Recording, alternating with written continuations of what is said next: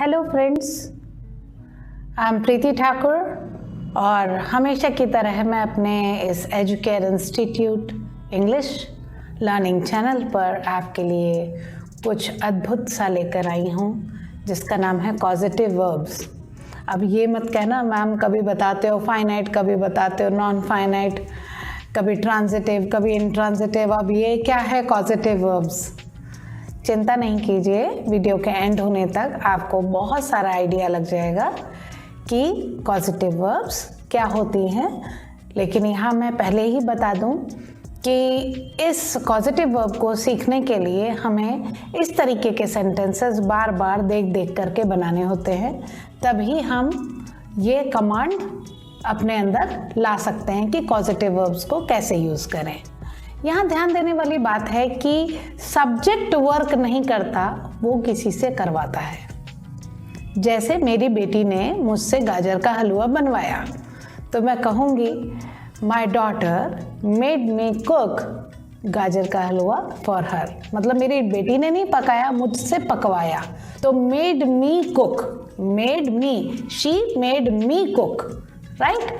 तो अभी इस तरीके के कुछ मैं एग्जाम्पल्स दूंगी तो आपको पता लगेगा कि कॉजेटिव वर्ब्स वो वर्ब्स हैं जो किसी चीज़ को होने का आइडिया या फिर किसी और को कुछ करने के लिए मजबूर करने का आइडिया जो है वो एक्सप्रेस करते हैं। जैसे हम मेक वर्ब को लेते हैं, जो मेक है उसको कॉजेटिव वर्ब बना रहे हैं और इसके लिए दे रहे हैं उदाहरण कि उसने अपने बेटे को खेलने से पहले उसका होमवर्क ख़त्म करने पर मजबूर किया। मतलब उसने अपने बेटे को कहा भाई पहले होमवर्क कर लो तब मैं तुमको ये सब काम करवाऊंगी। तो उसने अपने बेटे को खेलने से पहले उसका होमवर्क ख़त्म करने पर मजबूर किया। इसको इंग्लिश में कैसे बोलेंगे? मेक को हम पास्ट टेंस में मेड कर देंगे, सेकेंड फॉर्म, और कहेंगे she made her son finish his homework before going out to play, है ना। अब नेक्स्ट लेते हैं लेट। लेट का एग्जाम्पल है शिक्षिका ने छात्रों को उनके रिसर्च प्रोजेक्ट के लिए अपने खुद के विषय चुनने दिए। मतलब जो टीचर थी उसने स्टूडेंट्स को अपने रिसर्च के जो प्रोजेक्ट सब्जेक्ट थे वो खुद ही चुनने दिए, ठीक है। तो कहेंगे the teacher let the student choose their own topics for the research project. Teacher let the students, teacher ने खुद नहीं सेलेक्ट किए, टीचर ने स्टूडेंट्स को करने दिए। द टीचर लेट, लेट मतलब allow, the teacher allowed the students या the teacher let the students choose their own topics for the research project. Next देखिए, अब मैं have का एक बता रही हूँ। have जैसे मान लीजिए हमने कहा हमने मैकेनिक को बुलाया अपनी कार ठीक करने के लिए क्योंकि वो स्टार्ट ही नहीं हो रही थी, ठीक है। तो हम कहेंगे कि हमने we had the mechanic fix our car because it wouldn't start। याद दे रखना, इसमें अक्सर लोग जो है हेड के साथ टू चला देते हैं, तो टू नहीं लगता। We had the mechanic to fix नहीं, we had the mechanic fix our car because it wouldn't start, क्योंकि वो स्टार्ट नहीं हो रही थी, ठीक है। नेक्स्ट है गेट। उसने अपने असिस्टेंट को सारे पेपर वर्क को संभालने के लिए मजबूर कर दिया, ठीक है।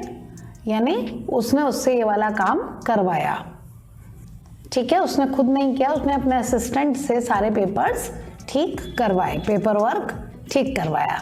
तो कहेंगे he gets his assistant to handle all the paper work for him.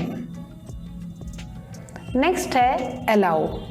अगर हम इसका एग्जाम्पल दें तो कहेंगे मैनेजर ने कर्मचारियों को हर फ्राइडे को जल्दी जाने की अनुमति दे दी, ठीक है। तो हम ये कह सकते हैं द मैनेजर अलाउड या the manager let the employees to leave early on Fridays. मतलब अलाउ भी कह सकते हैं, लेट भी कह सकते हैं, लेट का मीनिंग अलाउ होता है। नेक्स्ट है कन्विंस करना। किसी को किसी बात के लिए कन्विंस कर देना, मतलब समझा लेना अच्छे से, तो कहेंगे अदालत में दी गई सबूत ने, जो अदालत में दिया गया था सबूत, उसने जूरी को उसकी मासूमियत में यकीन करने दिया। ठीक है, तो इसको हम इंग्लिश में बोल सकते हैं the evidence presented in the court convinced the jury for his innocence. जो एविडेंस दिया गया था कोर्ट में, उसने जूरी को उसके इनोसेंस के लिए कन्विंस कर दिया था कि वो इनोसेंट है। ठीक है, मतलब हम एक ही तरीके के सेंटेंसेस को बार बार यूज करके उस पर कमांड लेते हैं। तो ये होती हैं कॉजेटिव वर्ब्स, और इसको इस्तेमाल करना आपके कम्युनिकेशन के नुएंस को और क्लैरिटी को देने में मदद करेगा, क्योंकि आप इसे वेरियस सिचुएशन में कॉज एंड इफेक्ट रिलेशनशिप को हाईलाइट कर सकते हैं। और इस तरीके की प्रैक्टिस अगर आपको मेरे साथ फेस टू फेस करनी है तो ऑनलाइन और ऑफलाइन हम दोनों तरीके की क्लासेस करते हैं। ऑफलाइन क्लासेस गाजियाबाद में, ऑनलाइन ऑल ओवर वर्ल्ड में किसी भी कोने से आप ज्वाइन कर सकते हैं, राइट। तो डिटेल्स के लिए आप डिस्क्रिप्शन बॉक्स में जाइए और देखिए, और अगर आपको कुछ डिस्कस करना है तो please write in the comment box, share it with your friends, and don't forget to subscribe to my channel. Okay, bye bye. Thank you.